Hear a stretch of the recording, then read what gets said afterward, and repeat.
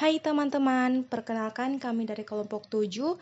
Saya Chelsea Kasim dan teman saya, Hau Renaldi Haurisatung Ribali, akan membahas pengendalian dan sistem informasi akuntansi. Ikhtisar konsep pengendalian. Pengendalian internal atau internal control adalah proses yang dijalankan untuk menyediakan jaminan memadai bahwa tujuan-tujuan pengendalian berikut telah dicapai. Yang pertama, mengamankan aset, yaitu mencegah atau mendeteksi perolehan dan penggunaan atau penempatan yang tidak sah. Yang kedua, mengelola catatan dengan detail yang baik untuk melaporkan aset perusahaan secara akurat dan wajar. Yang ketiga, memberikan informasi yang akurat dan reliabel. Yang keempat, menyiapkan laporan keuangan yang sesuai dengan kriteria yang ditetapkan.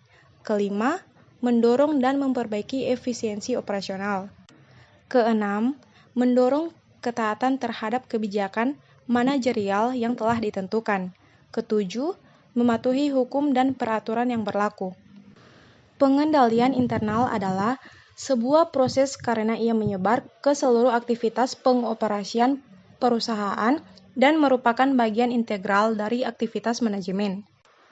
Pengendalian internal juga memberikan jaminan memadai, yaitu jaminan menyeluruh yang sulit dicapai dan terlalu mahal. Mengembangkan sebuah sistem pengendalian internal memerlukan pemahaman yang seksama terhadap kemampuan teknologi informasi dan resikonya. Begitu pula dengan menggunakan teknologi informasi untuk mencapai tujuan pengendalian sebuah perusahaan. Pengendalian internal menjalankan 3 fungsi penting, yaitu yang pertama, pengendalian preventif atau preventive control, yaitu mencegah masalah sebelum timbul. Yang kedua, pengendalian detektif atau detective control, menemukan masalah yang tidak terelakkan. 3. Pengendalian korektif atau corrective control, yaitu mengidentifikasi dan memperbaiki masalah serta memperbaiki dan memulihkannya dari kesalahan yang dihasilkan. Pengendalian internal terbagi dalam 2 kategori, yaitu yang pertama, pengendalian umum atau general control, yaitu memastikan lingkungan pengendalian sebuah organisasi stabil dan dikelola dengan baik. Yang kedua, pengendalian aplikasi atau application control, yaitu mencegah, mendeteksi, dan mengoreksi kesalahan transaksi serta penipuan dalam program aplikasi. Kerangka pengendalian. Kerangka pengendalian terbagi menjadi 1. Kerangka COVID, 2. Kerangka pengendalian internal KOSO, 3. Kerangka manajemen risiko perusahaan KOSO, 4. Kerangka manajemen risiko perusahaan versus kerangka pengendalian internal.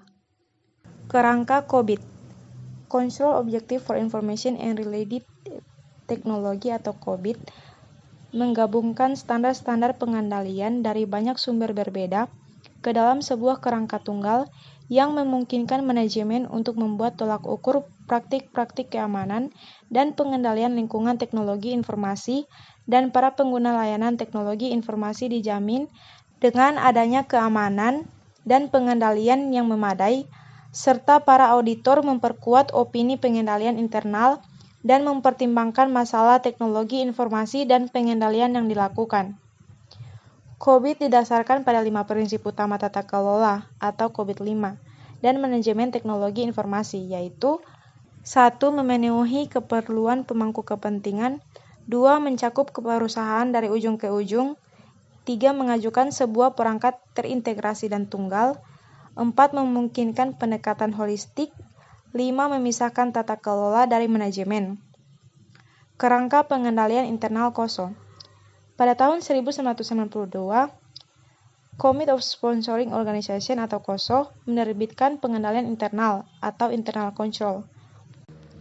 Kerangka terintegrasi atau Integrated Framework atau IC yang diterima secara luas sebagai otoritas untuk pengendalian internal yang digabungkan ke dalam kebijakan, peraturan, dan regulasi yang digunakan untuk mengendalikan aktivitas bisnis. Pada tahun 2013, IC diperbarui untuk kesepakatan yang lebih baik lagi dengan proses bisnis dan penguasaan teknologi tertinggi. Kerangka IC revisi juga memberikan panduan lebih tepat bagi para pengguna tentang cara menerapkan dan mendokumentasikan kerangka. Kerangka manajemen risiko perusahaan KOSO. Untuk memperbaiki proses manajemen risiko, KOSO mengembangkan kerangka pengendalian kedua yang disebut manajemen risiko perusahaan atau Enterprise Risk Management, kerangka terintegrasi atau Integrated Framework atau IRM. Kerangka IRM adalah proses yang digunakan oleh Dewan Direksi dan Manajemen untuk mengatur strategi, mengidentifikasi kejadian yang mungkin mempengaruhi entitas, menilai dan mengelola risiko, serta menyediakan jaminan memadai bahwa perusahaan mencapai tujuan dan sasarannya. Prinsip dasar IRM adalah sebagai berikut. 1. Perusahaan dibentuk untuk menciptakan nilai bagi para pemiliknya. 2. Manajemen harus memutuskan seberapa banyak ketidakpastian yang akan ia terima saat menciptakan nilai. 3. Ketidakpastian menghasilkan risiko, yang merupakan kemungkinan bahwa sesuatu secara negatif mempengaruhi kemampuan perusahaan untuk menghasilkan atau mempertahankan nilai. 4. Ketidakpastian menghasilkan peluang, yang merupakan kemungkinan bahwa sesuatu secara positif mempengaruhi kemampuan perusahaan untuk menghasilkan atau mempertahankan nilai. 5. Kerangka IRM dapat mengelola ketidakpastian serta menciptakan dan mempertahankan nilai. Kerangka manajemen risiko perusahaan versus kerangka pengendalian internal. IRM menambahkan 3 elemen tambahan ke kerangka IC KOSO, yaitu penetapan tujuan, pengidentifikasian kejadian yang mungkin mempengaruhi perusahaan, dan pengembangan sebuah respon untuk risiko yang dinilai. Model IRM juga mengakui bahwa risiko selain dikendalikan dapat pula diterima, dihindari, dibuat berjenis-jenis, dibagi atau ditransfer. Lingkungan internal. Lingkungan internal atau internal environment atau budaya perusahaan mempengaruhi cara organisasi menetapkan strategi dan tujuannya serta membuat struktur aktivitas bisnis dan mengidentifikasi, menilai, dan merespon risiko. Lingkungan internal yang lemah atau tidak efisien seringkali menghasilkan kerusakan di lingkungan manajemen dan pengendalian risiko. Sebuah lingkungan internal mencakup hal-hal sebagai berikut. Yang pertama, filosofi manajemen, gaya pengoperasian, dan selera risiko. Yang kedua, komitmen terhadap integritas, nilai-nilai etis, dan kompetensi. Yang ketiga, pengawasan pengendalian internal oleh Dewan Direksi. Keempat, struktur organisasi. Kelima, metode penetapan wewenang dan tanggung jawab.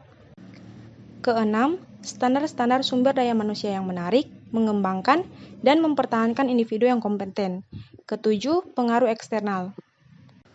Filosofi manajemen, gaya pengoperasian, dan selera risiko. Perusahaan juga memiliki selera risiko atau risk appetite, yaitu jumlah risiko yang bersedia diterima oleh sebuah perusahaan untuk mencapai tujuan dan sasarannya. Untuk menghindari risiko yang tidak semestinya, selera risiko harus selaras dengan strategi perusahaan. Semakin bertanggung jawab filosofi dan gaya pengoperasian manajemen, serta makin jelas mereka berkomunikasi, maka semakin besar kemungkinan para pegawai akan bertindak dengan tanggung jawab. Jika manajemen hanya memiliki sedikit perhatian pada pengendalian internal dan manajemen risiko, maka pegawai akan menjadi kurang rajin untuk mencapai tujuan pengendalian. Komitmen terhadap integritas, nilai etis, dan kompetensi.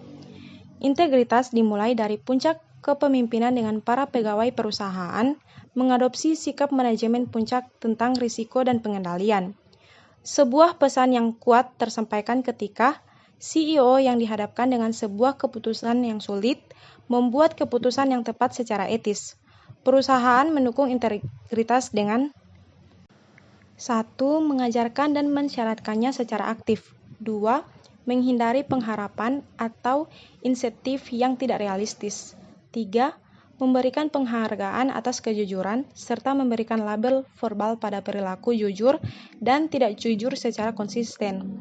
4. Mengembangkan sebuah kode etik tertulis yang menjelaskan secara eksplisit perilaku-perilaku jujur dan tidak jujur.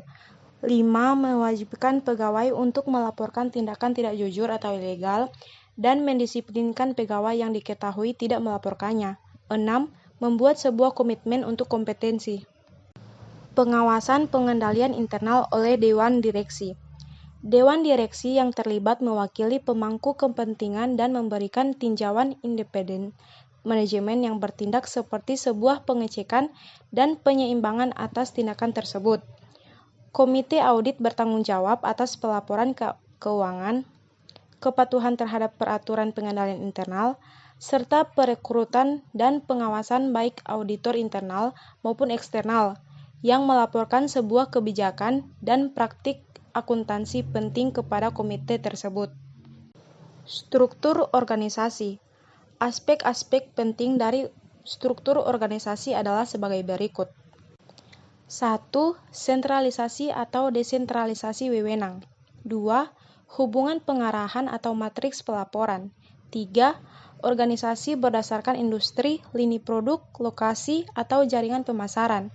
4. Bagaimana alokasi tanggung jawab mempengaruhi ketentuan informasi. 5. Organisasi dan garis wewenang untuk akuntansi, pengauditan, dan fungsi sistem informasi. 6. Ukuran dan jenis aktivitas perusahaan. Struktur organisasi yang rumit atau tidak jelas dapat mengindikasikan masalah yang serius. Pada dunia bisnis masa kini, struktur hierarkis dengan lapisan-lapisan manajemen yang saling mengawasi telah digantikan dengan organisasi datar dengan kelompok-kelompok kerja arahan sendiri yang membuat keputusan tanpa memerlukan banyak lapisan persetujuan. Penekanannya lebih pada perbaikan berkelanjutan daripada tinjauan dan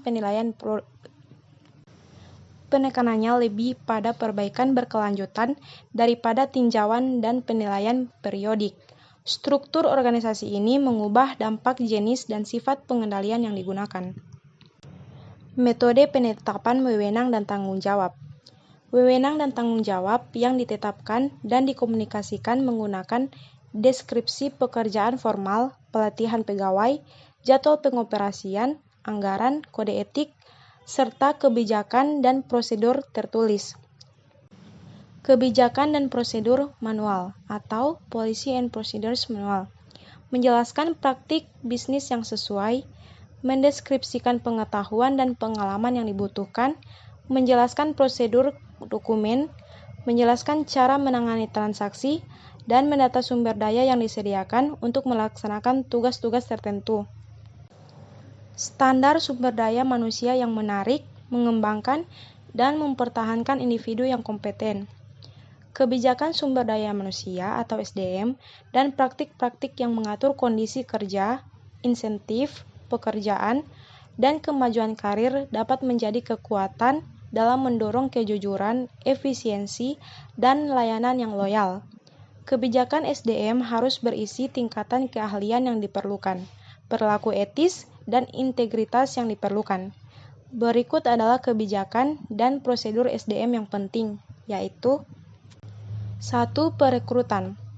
Para pegawai seharusnya dipekerjakan berdasarkan latar belakang pendidikan, pengalaman, pencapaian, kejujuran dan integritas, serta persyaratan kerja yang sesuai. Seluruh personil perusahaan, termasuk kru kebersihan dan pegawai sementara, harus mematuhi kebijakan perekrutan. 2. Mengompensasi, mengevaluasi, dan mempromosikan. Pegawai dengan kompensasi buruk cenderung lebih merasakan dendam dan tekanan finansial yang dapat memotivasi penipuan.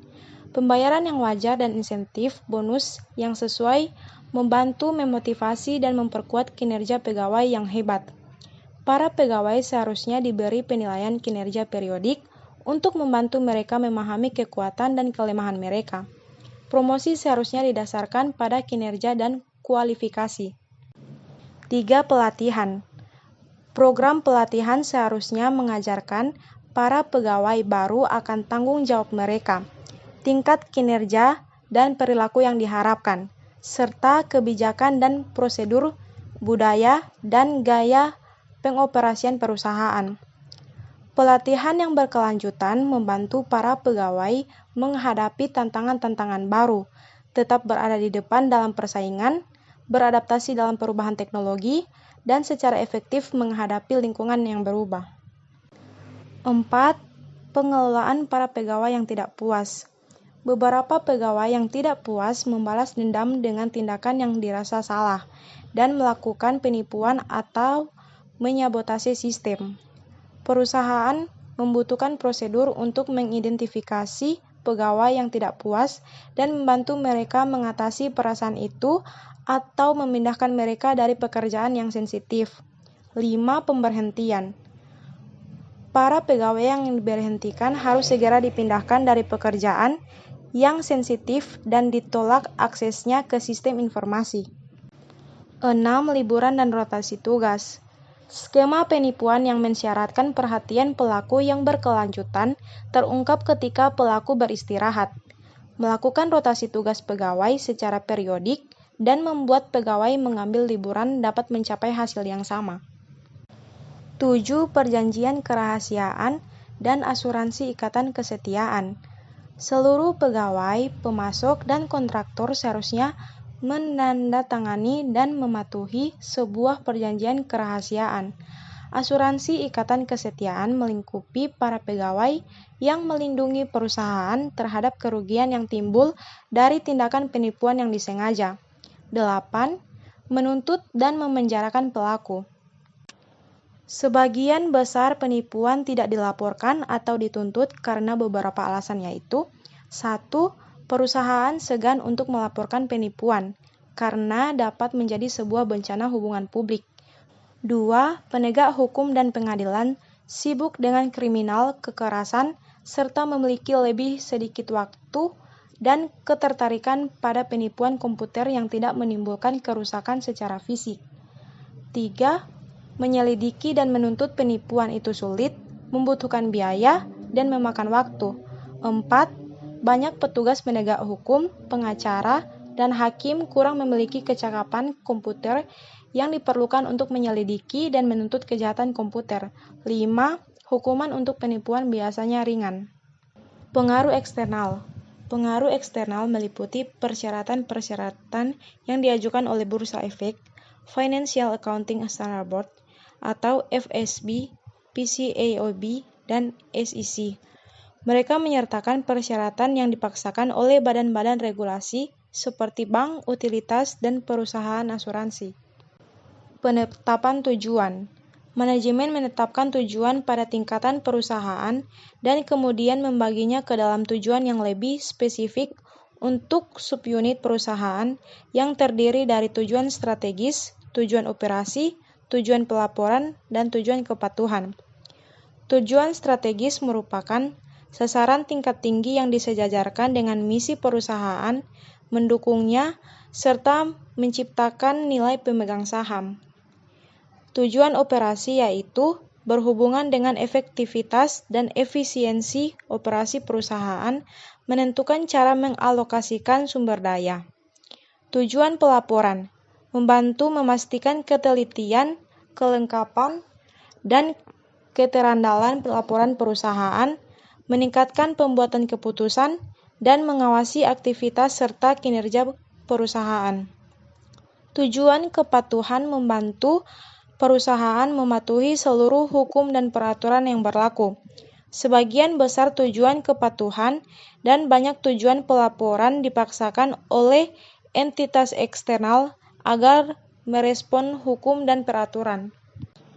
Identifikasi kejadian. Kejadian mungkin memiliki dampak positif atau negatif, ataupun keduanya. Manajemen harus mencoba untuk mengantisipasi seluruh kemungkinan kejadian positif atau negatif, menentukan mana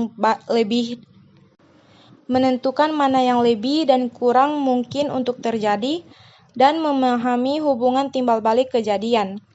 Perusahaan menggunakan beberapa teknik untuk mengidentifikasi kejadian, termasuk penggunaan sebuah daftar komprehensif dari kejadian potensial, pelaksanaan sebuah analisis internal, pengawasan kejadian-kejadian yang menjadi penyebab dan titik-titik pemicu, pengadaan seminar dan wawancara, penggunaan data mining, dan penganalisisan proses-proses bisnis. Penilaian risiko dan respon risiko. Risiko sebuah kejadian yang teridentifikasi dinilai dalam beberapa cara yang berbeda. Kemungkinan dampak positif dan negatif secara individu dan berdasarkan kategori. Dampak pada unit organisasi yang lain serta berdasarkan pada sifat bawaan dan residual. Risiko bawaan atau inherent risk adalah kelemahan dari sebuah penetapan akun atau transaksi pada masalah pengendalian yang signifikan tanpa adanya pengendalian internal. Risiko residual atau residual risk adalah risiko yang tersisa setelah manajemen mengimplementasikan pengendalian internal atau beberapa respon lainnya terhadap risiko. Manajemen dapat merespon risiko dengan salah satu dari 4 cara berikut, yaitu 1. Mengurangi kemungkinan dan dampak risiko dengan mengimplementasikan sistem pengendalian internal yang efektif. 2. Menerima kemungkinan dan dampak risiko. 3. Mengembangkan risiko atau mentransfernya kepada orang lain dengan asuransi pembelian, mengalihdayakan sebuah aktivitas, atau masuk ke dalam transaksi lindung nilai. 4. Menghindari risiko dengan tidak melakukan aktivitas yang menciptakan risiko. Nah, bisa dilihat pada gambar tersebut merupakan pendekatan penilaian risiko untuk perancangan pengendalian internal. Memperkirakan kemungkinan dan dampak. Para pegawai cenderung membuat sebuah kesalahan daripada melakukan penipuan. Kebanyakan kasus penipuan tidak mengancam eksistensi perusahaan. Kemungkinan dan dampak harus dipertimbangkan secara bersamaan. Oleh karena itu, keduanya meningkat, baik materialitas dari kejadian maupun kebutuhan untuk melindunginya akan muncul. Mengidentifikasi pengendalian. Pengendalian preventif biasanya superior dibandingkan pengendalian detektif. Ketika pengendalian preventif gagal, pengendalian detektif menjadi sangat diperlukan untuk menemukan masalah. Pengendalian korektif juga membantu memulihkan dari segala masalah. Sebuah sistem pengendalian internal yang baik harus menggunakan ketiganya. Memperkirakan biaya dan manfaat. Banyak pengendalian membutuhkan biaya yang sangat besar dan secara negatif mempengaruhi efisiensi operasional. Kebalikannya, memiliki terlalu sedikit pengendalian tidak akan memberikan jaminan memadai yang diperlukan. Biaya biasanya lebih mudah diukur dibandingkan manfaat.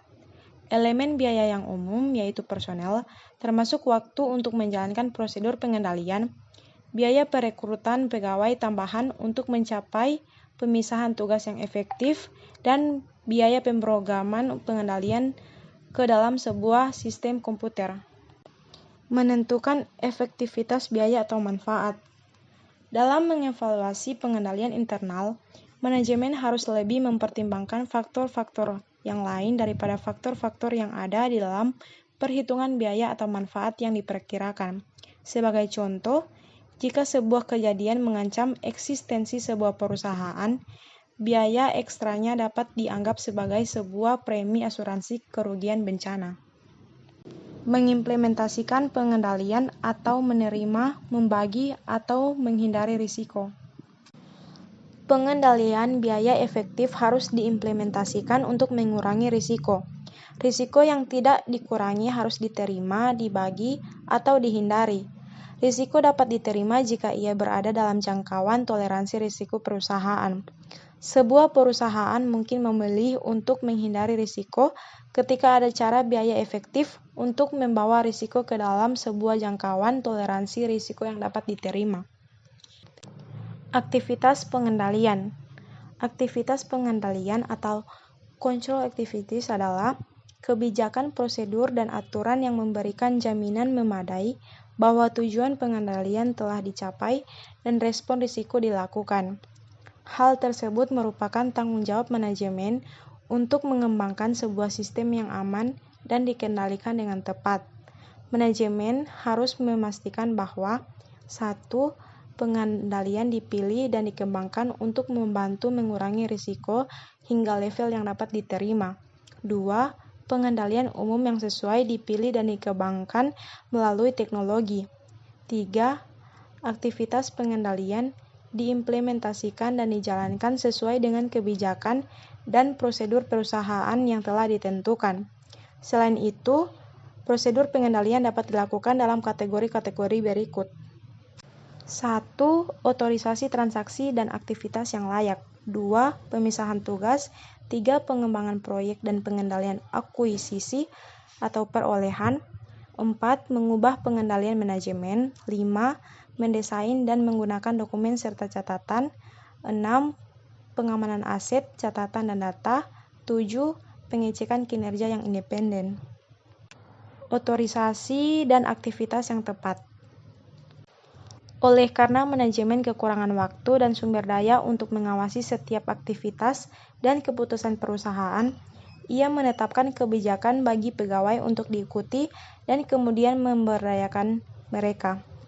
Pemberdayaan ini disebut sebagai otorisasi yang merupakan sebuah prosedur pengendalian penting. Aktivitas atau transaksi tertentu bisa jadi merupakan konsekuensi bahwa manajemen memberikan otorisasi khusus agar aktivitas atau transaksi tersebut terjadi. Manajemen yang mengotorisasi pegawai untuk menangani transaksi rutin tanpa persetujuan khusus adalah sebuah prosedur yang dikenal sebagai otorisasi umum. Pemisahan tugas. Pemisahan tugas terbagi menjadi pemisahan tugas akuntansi dan pemisahan tugas sistem. Pemisahan tugas akuntansi. Pemisahan tugas akuntansi yang efektif tercapai ketika fungsi-fungsi berikut dipisahkan, yaitu 1. Otorisasi adalah menyetujui transaksi dan keputusan. 2. Pencatatan, yaitu mempersiapkan dokumen sumber, memasukkan data ke dalam sistem komputer, memelihara jurnal, buku besar, file atau database, dan menyiapkan rekonsiliasi dan laporan kinerja. 3. Penyimpanan, menangani kas, peralatan, persediaan, atau aktiva tetap, menerima cek, pelanggan yang datang, dan menulis cek. Nah, dalam gambar tersebut terdapat pemisahan tugas dalam mencegah pegawai melakukan pemalsuan catatan untuk menyamarkan pencurian aset yang dipercayakan kepada mereka. Pemisahan tugas sistem. Dalam sebuah sistem informasi, prosedur yang dijalankan oleh individu berbeda dikombinasikan. Oleh karena itu, setiap orang yang memiliki akses yang tidak terbatas ke komputer, program, dan data langsung dapat melakukan serta menyamarkan penipuan. Untuk melawan ancaman tersebut, organisasi menerapkan pemisahan tugas sistem. Wewenang dan tanggung jawab dapat dibagi menjadi 1. Administrator sistem atau sistem administrator memastikan seluruh komponen sistem informasi berjalan dengan lancar dan efisien. 2. Manajemen jaringan atau network manager memastikan bahwa perangkat ditaut. 2. Manajemen jaringan atau network manager, yaitu memastikan bahwa perangkat ditakutkan ke jaringan internal dan eksternal organisasi serta memastikan. 2. Manajemen jaringan atau network manager, yaitu memastikan bahwa perangkat ditautkan ke jaringan internal dan eksternal organisasi serta memastikan pula bahwa jaringan tersebut beroperasi dengan baik. 3. Manajemen keamanan atau security management, yaitu memastikan bahwa sistem yang ada aman dan terlindungi dari ancaman internal dan eksternal. 4. Manajemen perubahan atau change management adalah proses untuk memastikan perubahan dibuat dengan lancar dan efisien, tidak mempengaruhi keterandalan, keamanan, kerahasiaan, integritas, dan ketersediaan sistem secara negatif. 5. Pengguna atau users, yaitu mencatat transaksi, melakukan otorisasi data untuk diproses, dan menggunakan output sistem. 6. Analisis sistem atau sistem analis, yaitu membantu pengguna menentukan kebutuhan informasi mereka dan mendesain sistem agar sesuai dengan kebutuhan-kebutuhan tersebut. 7. Pemrogram atau programmer, yaitu membuat dan mengembangkan desain analis, mengkodekan dan menguji program komputer. 8. Operasi komputer atau komputer operator, yaitu menjalankan perangkat lunak pada komputer perusahaan. 9. Pengendalian data atau kelompok pengendalian data atau Data Control Group, yaitu memastikan bahwa data sumber telah disetujui dengan semestinya, mengawasi alur kerja melalui komputer, merekonsiliasi input dan output, memelihara catatan kesalahan input untuk memastikan kebenaran dan kepatuhannya kembali, serta mendistribusikan output sistem. Pengembangan proyek dan pengendalian akuisisi. Memiliki metodologi menjadi hal penting untuk mengatur pengembangan, akuisisi, implementasi, dan memelihara sistem informasi. Metodologi harus mengandung pengendalian yang tepat untuk persetujuan manajemen, keterlibatan pengguna, analisis, desain, pengujian, implementasi, dan konversi. Pengendalian pengembangan sistem yang penting meliputi 1. Sebuah komite pengarah yang memandu dan mengawasi pengembangan dan akuisisi sistem informasi. 2. Sebuah rencana induk strategis yang dikembangkan dan diperbarui setiap tahun untuk menyelaraskan sistem informasi organisasi dengan strategi-strategi bisnisnya. 3.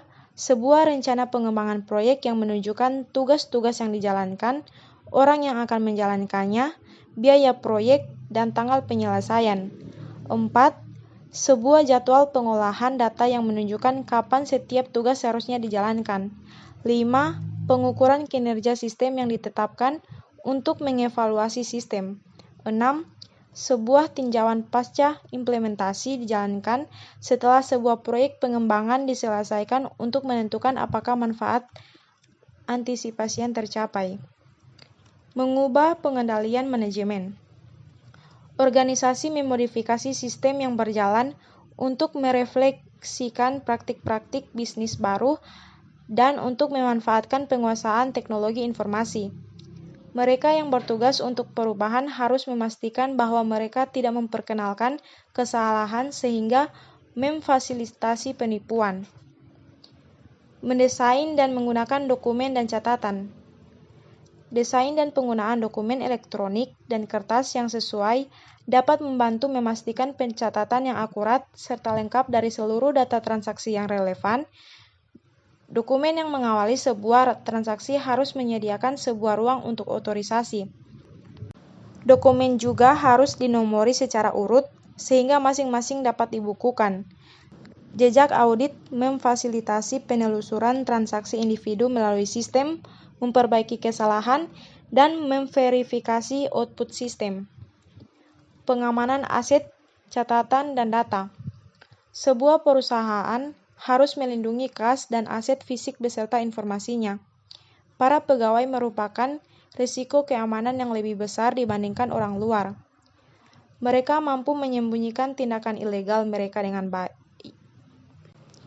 Mereka mampu menyembunyikan tindakan ilegal mereka dengan lebih baik karena mereka mengetahui kelemahan sistem dengan lebih baik. Para pegawai juga menyebabkan ancaman yang tidak disengaja, seperti menghapus tanpa sengaja data perusahaan, membuka lampiran email yang syarat dengan virus, atau mencoba memperbaiki perangkat keras atau lunak tanpa keahlian yang memadai. Hal tersebut dapat menyebabkan jaringan rusak, sehingga tidak berfungsinya perangkat keras dan lunak, serta rusaknya data. Selain itu, penting bagi kita untuk melakukan hal-hal berikut, yaitu yang pertama menciptakan dan menegakkan kebijakan dan prosedur yang tepat. 2. Memelihara catatan akurat dari seluruh aset. 3. Membatasi akses terhadap aset. 4. Melindungi catatan dan dokumen. Pengecekan kinerja yang independen. Pengecekan kinerja yang independen meliputi 1.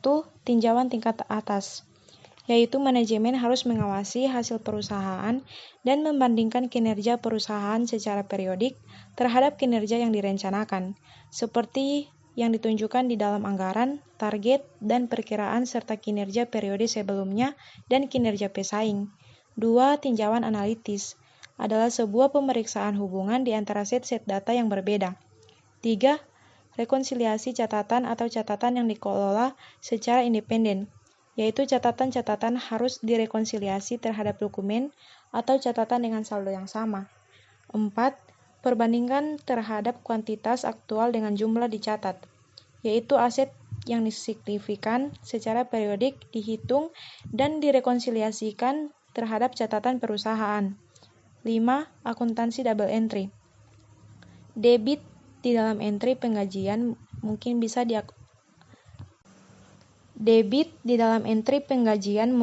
dialokasikan pada berbagai akun persediaan atau biaya.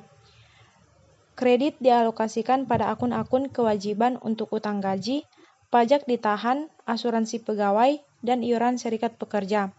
Setelah entry penggajian, perbandingan debit dan kredit total merupakan sebuah pengecekan yang kuat terhadap ketetapan kedua proses. Setiap perbedaan mengindikasikan adanya kesalahan. 6. Tinjauan independen. Setelah sebuah transaksi diproses, orang kedua meninjau pekerjaan orang pertama, mengecek otorisasi yang semestinya, meninjau dokumen pendukung, dan mengecek ketetapan harga, kuantitas, serta eksistensi. Informasi dan komunikasi. Sistem informasi dan komunikasi haruslah memperoleh dan mempertukarkan informasi yang dibutuhkan untuk mengatur, mengelola, dan mengendalikan operasi perusahaan. Tujuan utama dari sistem informasi akuntansi adalah untuk mengumpulkan, mencatat, memproses, menyimpan, meringkas, dan mengomunikasikan informasi mengenai sebuah organisasi. Hal tersebut meliputi pemahaman cara transaksi yang dilakukan, data diperoleh, file akses, serta diperbarui, data diproses, dan informasi laporan. Hal itu meliputi pemahaman pencatatan dan prosedur akuntansi, dokumen-dokumen pendukung, dan laporan keuangan. Hal-hal tersebut memberikan jejak audit yang memungkinkan transaksi untuk ditelusuri secara bolak-balik antara asalnya dan laporan keuangan. Seluruh personel harus memahami tanggung jawab mereka. Kerangka IC yang diperbarui memerinci bahwa 3 prinsip berikut berlaku di dalam proses informasi dan komunikasi.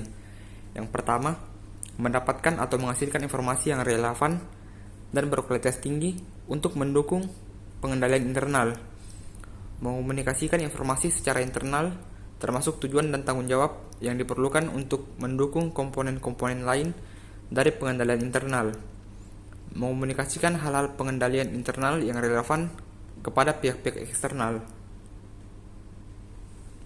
Pengawasan. Sistem pengendalian internal yang dipilih atau dikembangkan harus diawasi secara berkelanjutan, dievaluasi, dan dimodifikasi sesuai kebutuhan.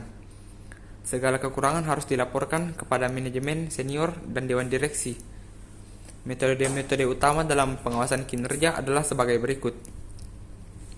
Yang pertama, menjalankan evaluasi pengendalian internal. Yang kedua, implementasi pengawasan yang efektif. Yang ketiga, menggunakan sistem akuntansi pertanggungjawaban.